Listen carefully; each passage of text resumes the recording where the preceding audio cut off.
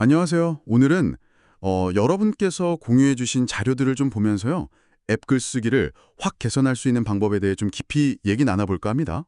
네, 안녕하세요. 이게 애플의 UX 전문가들이 제안하는 건데 네 가지 작은 변화가 있더라고요. 근데 이게 꽤 큰 영향을 준다는 거죠. 맞아요. 핵심은 결국 간결함 같아요. 네, 그렇죠. 자료 보면 딱 네 가지더라고요. 첫째가 그 불필요한 군말 덜어내기. 군말. 그리고 둘째는 같은 내용 반복하지 않기. 셋째는 사용자한테 행동의 이유를 먼저 딱 알려주는 거. 아, 이유 먼저. 중요하죠. 마지막으로 단어 목록을 만들어서 좀 일관성을 유지하자. 뭐 이런 내용입니다. 네, 맞습니다. 이 네 가지가 그 앱 메시지를 명확하고 효과적으로 만드는데 진짜 핵심인 것 같아요. 그렇죠. 사용자가 정보를 쉽게 이해하고 또 필요한 행동을 바로바로 하도록 유도하는 거니까요. 그럼 첫 번째, 군말 제거부터 좀 자세히 들여다볼까요? 네, 좋아요. 저도 사실 앱 쓰다 보면 가끔 굳이 이 단어 여기 왜 넣었지? 싶은 경우가 좀 있거든요. 아, 많죠. 예를 들면 이런 거요. 차량 번호를 간단히 입력하여 빠르게 주차 요금을 결제하세요. 아, 네네. 그 간단히 빠르게. 근데 실제 사용 상황은 안 그럴 수 있잖아요. 맞아요. 막 렌터카라서 번호판 잘 모르거나 아니면 갑자기 통신 신호가 약하거나 그렇죠. 그럴 때 간단히 빠르게 이런 단어는 오히려 좀 사용자를 기만하는 느낌? 아니면 부정확한 기대를 줄 수도 있고요. 괜히 기대했다가 실망만 하고. 네. 그래서 그냥 차량 보호를 입력하여 주차 요금을 절제하세요. 이렇게만 해도 의미 전달에는 전혀 문제가 없죠. 음. 오히려 더 명확하고 좀 진실하게 느껴지고요. 아, 그러네요. 업무나 죄송합니다 이런 감탄사나 의례적인 사과도 좀 비슷한 맥락일까요? 네, 그럴 수 있죠. 배달 지연 알림 같은 거에 저런 배송이 늦어지고 있습니다 라거나 죄송하지만 배송기사가 제 시간에 도착하지 못합니다. 이런 식이요. 그런 표현이 때로는 문제 상황을 좀 가볍게 여기는 것처럼 보이거나 아니면 너무 기계적인 사과처럼 느껴져서 진정성이 좀 떨어질 수 있어요. 아, 핵심 정보 전달이 우선이다. 네. 물론 정말 상황에 따라서는 진심으로 사과하는 게 필요할 때도 있겠지만 보통 알림에서는 그냥 핵심 정보를 딱 전달하는 데 집중하는 게 더 효과적일 때가 많습니다. 그렇군요. 물론 자동으로 반려동물에게 먹이 주기 이런 기능처럼요. 자동으로라는 단어가 그 기능의 핵심 가치를 설명해주면 그건 필요하죠. 의미가 있으니까요. 네네. 그러니까 각 단어가 이게 정말 필요한가 하고 한번 스스로 물어보는 게 중요한 것 같아요. 맞아요. 그게 중요하겠네요. 그럼 다음은 반복 피하기. 이것도 진짜 공감돼요. 그렇죠. 같은 말을 제목에도 쓰고 본문에도 또 쓰고 읽는 사람은 좀 답답하죠. 아까 그 배달 지연 예시처럼요. 네, 정보가 중복되면 사용자는 시간을 낭비하는 거잖아요.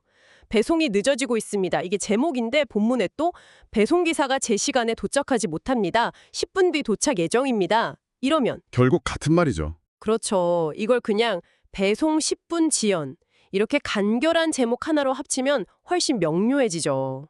사용자는 딱 보자마자 핵심을 알 수 있고요. 음, 언어의 경제성 중요하네요. 네, 중요합니다. 그리고 세 번째가 이유를 먼저 제시하는 전략. 이게 전화번호를 입력하세요. 예약 업데이트를 받으려면 이게 아니고 네. 예약 업데이트를 받으려면 전화번호를 입력하세요. 이렇게 순서를 바꾸는 거군요. 맞습니다. 듣고 보니 확실히 뒤에 게 더 설득력 있네요. 진짜. 중요한 지적이에요. 사용자는 내가 이걸 왜 해야 하지? 이 질문에 대한 답을 먼저 알고 싶어 하거든요. 아, 그렇죠, 그렇죠. 행동의 이점, 그러니까 이거 했을 때 뭐가 좋은지를 먼저 알려주면 동기부여가 훨씬 잘 돼요. 그렇군요. 예를 들면 연승 기록을 이어가려면 오늘의 십자말 풀이를 푸세요. 이런 알림. 아, 네. 연승 기록 유지? 라는 이점을 먼저 딱 보여주니까 해볼까? 하는 마음이 들게 만드는 거죠. 아, 그게 훨씬 효과적이겠네요. 마지막은 단어 목록 만들기. 이건 앱 안에서 쓰는 용어를 통일하자는 거군요. 네, 정확합니다. 예를 들어 게임에서 어떤 데서는 별칭이라고 했다가 다른 화면에서는 핸들이라고 하면 좀 헷갈릴 수 있겠어요. 그렇죠. 되게 혼란스럽죠.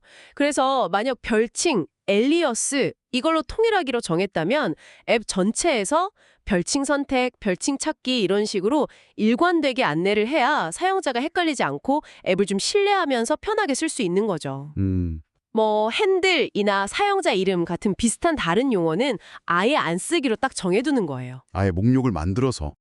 버튼 이름 같은 거 있잖아요. 뭐 저장, 확인, 취소 이런 UI 요소의 텍스트도 목록에 넣어두면 아주 좋고요. 네, 좋겠네요. 이런 일관성이 하나하나 쌓여서 앱의 어떤 완성도, 신뢰도를 높이는 거니까요. 그 애플의 스타일 가이드나 휴먼 인터페이스 가이드라인, 그러니까 사용자 인터페이스 가이드라인 같은 거 참고하면 도움 많이 될 거예요. 아, 그렇군요. 정리해보면 군말 덜어내고 반복 피하고 이유 먼저 제시하고 또 단어 목록으로 일관성 유지하고 네.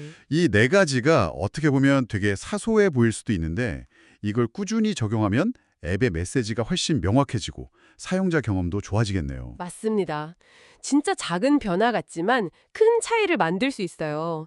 오늘 저희 나눈 이야기들을 바탕으로 지금 자주 쓰시는 앱이나 웹사이트의 문구들 한번 살펴보시면 어떨까요? 아, 네. 좋은 생각이네요. 아니면 뭐 업무 이메일 쓰실 때라도요. 혹시 불편한 단어가 막 들어가 있지는 않은지, 아니면 같은 내용이 반복되진 않는지, 또 사용자나 읽는 사람이 얻는 이점을 먼저 설명하고 있는지 한번 체크해 보세요. 네. 당장 해볼 수 있는 것들이네요. 그쵸. 그리고 여기서 한 걸음 더 나아가서요. 이런 글쓰기의 간결함이나 명확성 원칙이 단순히 단어 선택 문제를 넘어서 앱의 어떤 기능 설계라든지 사용자 인터페이스 전체에 어떻게 좀 반영될 수 있을까, 이런 고민을 해보는 것도 재밌을 것 같아요. 아, 글쓰기가 디자인 경험의 시작일 수도 있다. 네, 어쩌면요. 좋은 글쓰기가 좋은 경험의 출발점일지도 모릅니다.